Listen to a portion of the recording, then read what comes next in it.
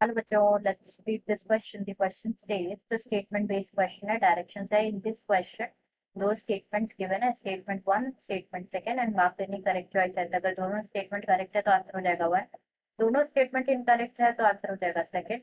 statement 1 correct है, statement 2 incorrect है तो आंसर हो जाएगा 3. statement 1 incorrect है, statement 2 correct है तो आंसर हो जाएगा 4. तो स्टेटमेंट 1 यहाँ पे गिवन है, जो एपिथेलियल टिश्यूज होते हैं ये स्पेशलाइज होते हैं for linking and connecting other tissues और ऑर्गन. एंड स्टेटमेंट सेकंड यहाँ पे गिवन है, टेंडन और लिगामेंट जो होते हैं these are the type of dense irregular connective tissue. तो यहाँ पे सबसे पहले बात करेंगे हम की कॉन्सेप्ट के बारे में. तो जो की कॉन्सेप्ट इस क्वेश्चन में यूज किया गया है that is epithelial tissue and connective tissue. Epithelial tissue and connective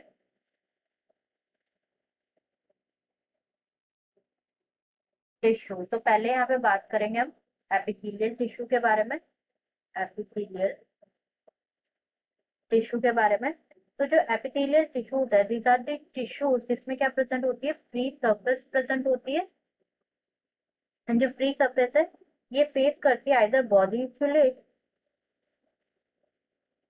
and जो फ्री सरफेस है ये आइदर फेस करती है बॉडी फ्लूइड और आउटसाइड एनवायरनमेंट. एंड दस जो एपिथेलियल टिश्यूज है ये क्या करते हैं, ये प्रोवाइड करते हैं कवरिंग, प्रोवाइड करते हैं कवरिंग और लाइनिंग प्रोवाइड करते हैं for some part of the body, for some part of the body.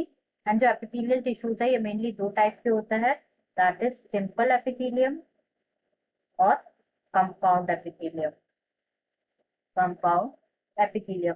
Next यहाँ पे बात करेंगे हम दी सेकेंड की कॉन्सेप्ट जो कि कनेक्टिव टिश्यू के बारे में. कनेक्टिव टिश्यू के बारे में. तो जो कनेक्टिव टिश्यूज है ये मोस्ट अबंडेंट और widely distributed tissues in the body of complex animals. Most abundant and widely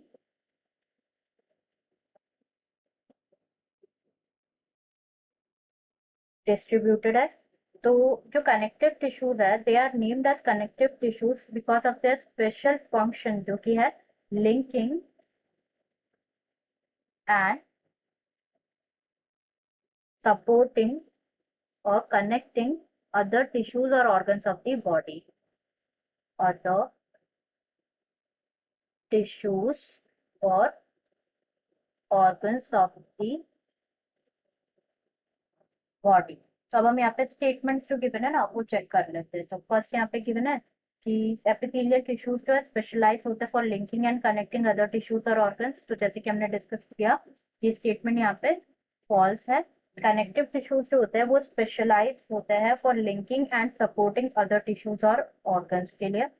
next statement second यहाँ पे गिवन है कि जो टेंडन और लिगामेंट है ये टाइप है, these are the types of dense irregular connective tissue. तो यहाँ पे बात करेंगे हम डेंस टिश्यू के बारे में. डेंस कनेक्टिव टिश्यू के बारे में. तो जो फाइबर्स एंड फाइब्रोब्लास्ट है ना ये कॉम्पैक्टली पैक्ड होते हैं डेंस कनेक्टिव टिश्यू में. एंड जो ओरिएंटेशन होता है फाइबर्स का ये शो करते हैं रेगुलर और इरेगुलर पैटर्न शो करता है. तो अगर रेगुलर पैटर्न शो करते हैं तो कहा जाता है dense regular connective tissue. Irregular pattern show करते हैं तो कहा जाता है डेंस इरेगुलर कनेक्टिव टिश्यू. तो डेंस रेगुलर कनेक्टिव टिश्यू के जो टाइप्स है that is tendons and ligaments. ligaments or tendons are the example of dense regular connective tissues. And जो डेंस इरेगुलर कनेक्टिव टिश्यूज है ना ये कहाँ पे प्रेजेंट होते हैं, ये प्रेजेंट होता है स्किन में. तो यहाँ पे जो सेकेंड स्टेटमेंट गिवन है कि टेंडन एंड लिगामेंट जो है are the type of dense irregular connective tissue, तो ये भी क्या हो जाएंगे, फॉल्स हो जाएंगे. डेंस रेगुलर कनेक्टिव टिश्यू के एग्जाम्पल्स है लिगामेंट्स और tendons, not dense irregular connective tissue. तो दोनों ही स्टेटमेंट यहाँ पे फॉल्स है, इसलिए हमारा आंसर हो जाएगा यहाँ पे second. Answer will be option second. I hope you understood it well. Best of luck.